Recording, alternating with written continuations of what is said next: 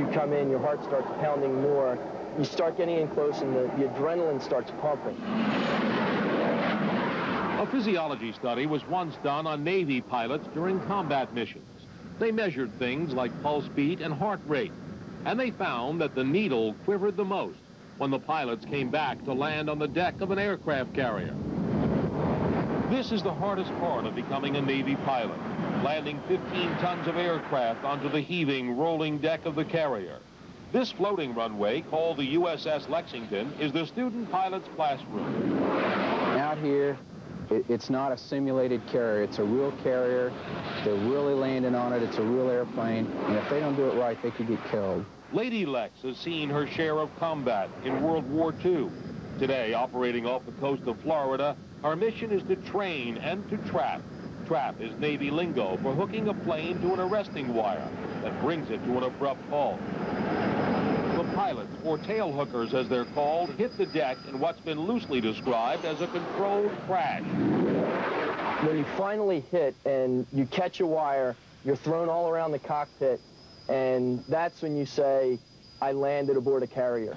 As some planes get caught in the traps and others practice touch-and-go landings, 5 decks below, engineers fire up the steam.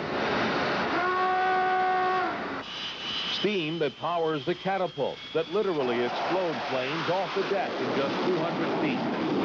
As one pilot once put it, it's like being in a slingshot. You're in tension and waiting. Suddenly they let go and you're like a BB going into space, going from 0 to 150 miles an hour in 2 seconds. As I'm going down the deck, I just scream my head off. The adrenaline rush is just so intense. The deck crew works with precision and care, recognizing that one slip-up could be catastrophic.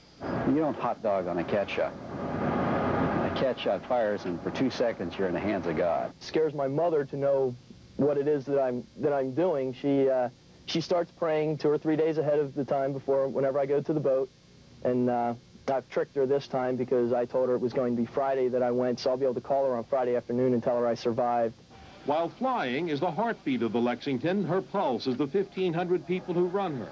75% of the crew is under 20, and the Lexington is the only aircraft carrier with female crew members, 165 of them. Go ahead, 230-855. This carrier is a self-contained floating city with facilities equal to many hotels. Hey, if we need more fries, we got them over the chill box. Good evening, everyone, and welcome to the WLEX Evening News. Tom Petty off the